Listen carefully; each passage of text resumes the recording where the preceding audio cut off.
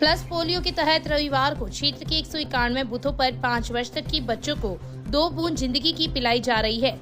Churu bypass सड़क मार्ग पर धोलिया कुआ के पास स्थित बूथ में अभियान का शुभारंभ किया गया।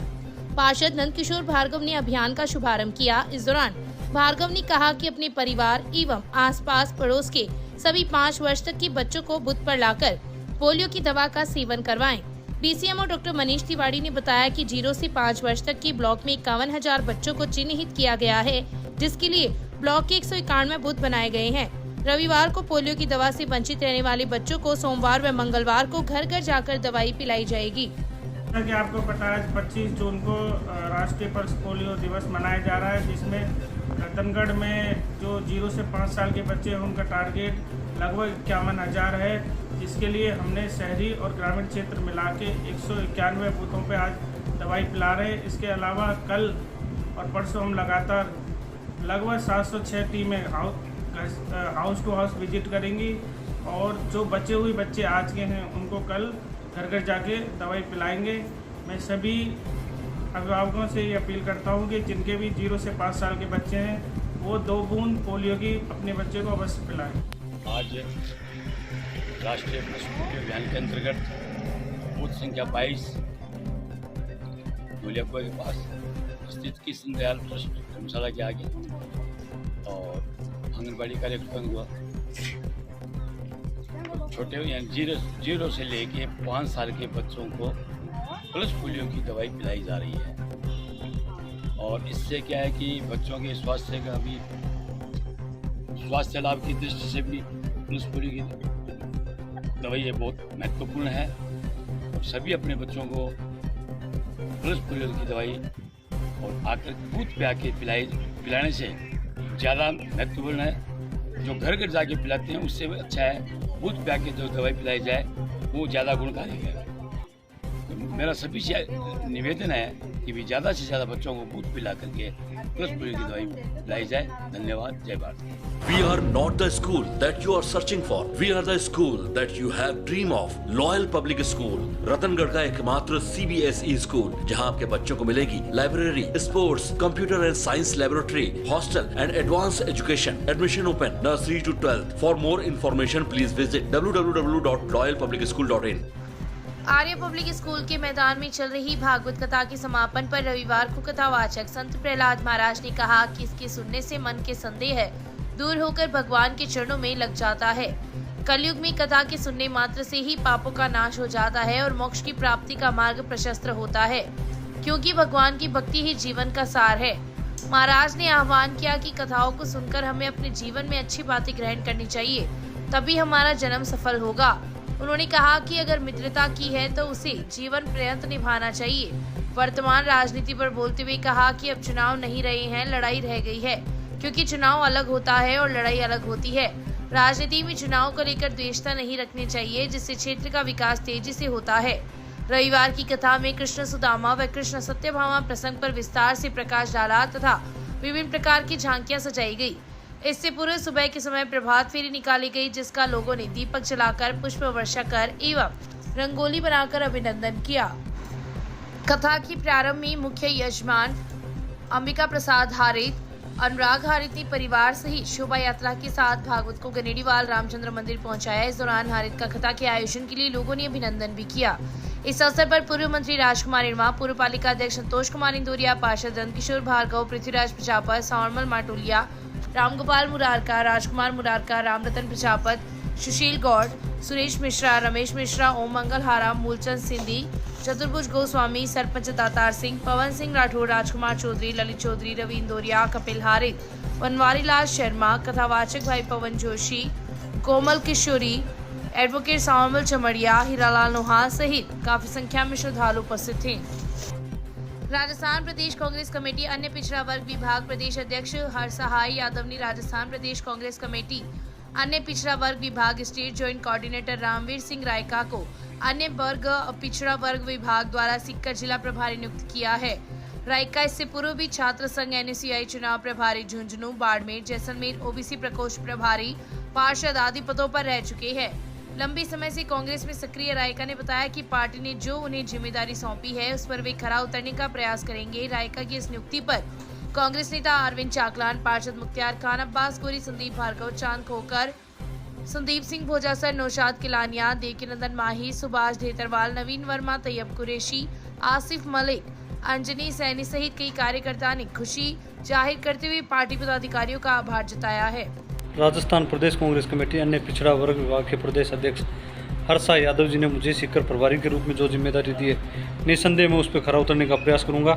इससे पूर्व भी मैंने बाड़मेर जैसलमेर के प्रभारी के रूप में कार्य किया है। हर्षा यादव जी ने जो जिम्मेदारी सौंपी है उसके ऊपर बखूबी खरा उतरने का प्रयास करूंगा। संगठन के अंदर ओबीसी प्रकोष्ठ की भूमिका और भागीदारी क्या हो उसको लेकर कार्य किया जाएगा। संगठन में कैसे युवाओं को आगे लेकर आएँ, इन सब को लेकर, और पार्टी सत्ता में वापसी कैसे करे, इन सब को लेकर हम सब बखूबी कार्य करेंगे। जाट बौद्धिक मंच के तत्वाधान में ग्रामीण किसान छात्रावास में प्रश्न प्रतियोगिता का आयोजन रविवार को हुआ। प्रतियोगिता के नियंत्रक मोहम्मद अनवर कुरैशी, संयोजक मुकुंदाराम नेहरा व प्रभारी संजय पूनिया थे। कक्षा 11-12 कॉलेज एवं प्रतियोगी परीक्षाओं की तैयारी करने वाले सर्व समाज के विद्यार्थियों ने इस प्रतियोगिता में भाग लिया, जो लिखित व मौखिक 2 चरणों में आयोजित की गई थी। मौखिक परीक्षा के 3 राउंड थे। सीबीओ भंवरलाल डूडी की अध्यक्षता में हुई प्रतियोगिता में प्रथम स्थान पर सूर्य प्रकाश एचरा, द्वितीय स्थान किशनलाल गोदारा, तृतीय स्थान प्रदीप सैनी व चतुर्थ स्थान गजेंद्र गोदारा ने प्राप्त किया, जिन्हें पुरस्कृत किया गया। वहीं प्रतियोगिता में भाग लेने वाले सभी संभागियों को भी पुरस्कृत किया गया। इस अवसर पर धनाराम प्रजापत व हरिवंश जानू ने कहा कि इस प्रकार की प्रतियोगिताओं से विद्यार्थियों की प्रतिस्पर्धा की भावना पैदा होती है तथा उनकी प्रतिभा में और निखार आता है। ऐसी प्रतियोगिताएं निरंतर अलग अलग स्तर पर आयोजित होनी चाहिए।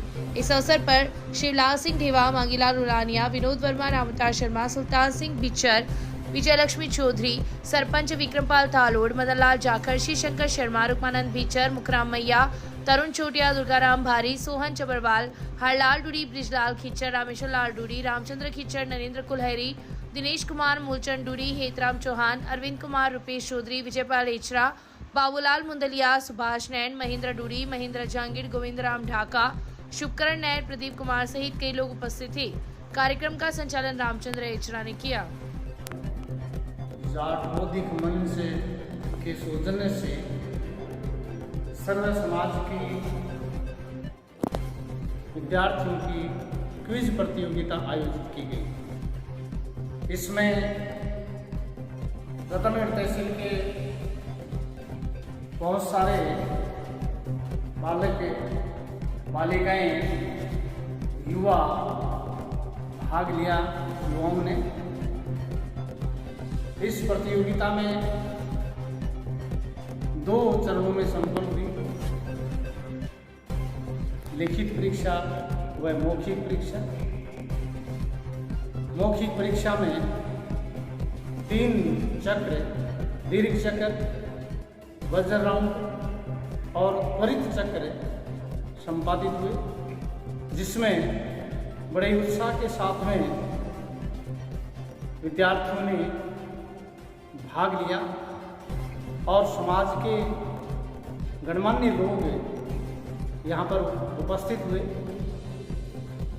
कार्यक्रम बहुत ही रोचक व ज्ञानवर्धक रहा।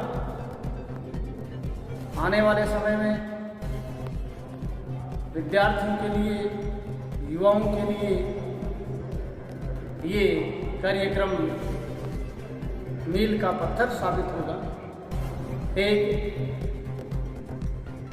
वेतनवीर संगति को दूर करने की मांग को लेकर रतनगढ़ जेल प्रहरियों की चल रही अनशन के दौरान एक महिला प्रहरी सहित 5 कर्मचारियों की तबीयत बिगड़ गई, जिन्हें जिला अस्पताल में भर्ती करवाया गया, जहां पर उनका उपचार चल रहा है।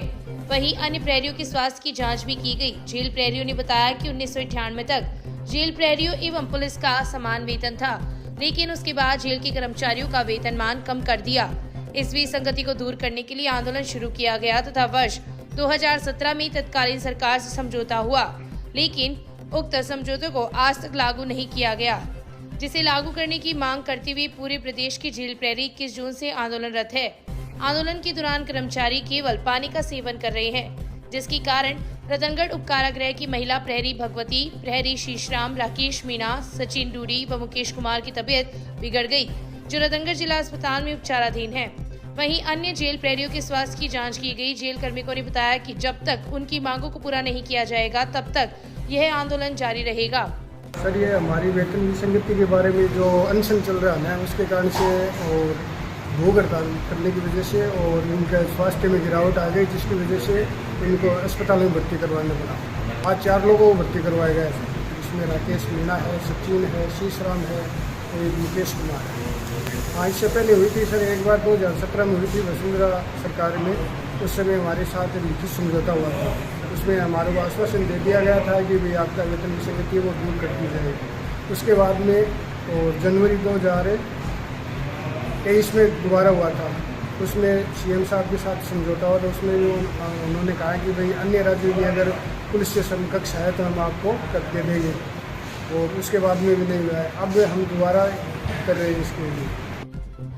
वेतन विसंगति को दूर करने की मांग को लेकर जेल प्रहरियों का चल रहा अनशन रविवार को 5वें दिन भी जारी रहा। इससे पहले जेल प्रहरियों ने विरोध स्वरूप कैंडल मार्च निकाला तथा नारेबाजी करते हुए अपना विरोध जताया। जेल प्रहरियों ने बताया कि 1998 तक जेल प्रहरियों एवं पुलिस का समान वेतन था, लेकिन उसके बाद जेल के कर्मचारियों का वेतनमान कम कर दिया गया।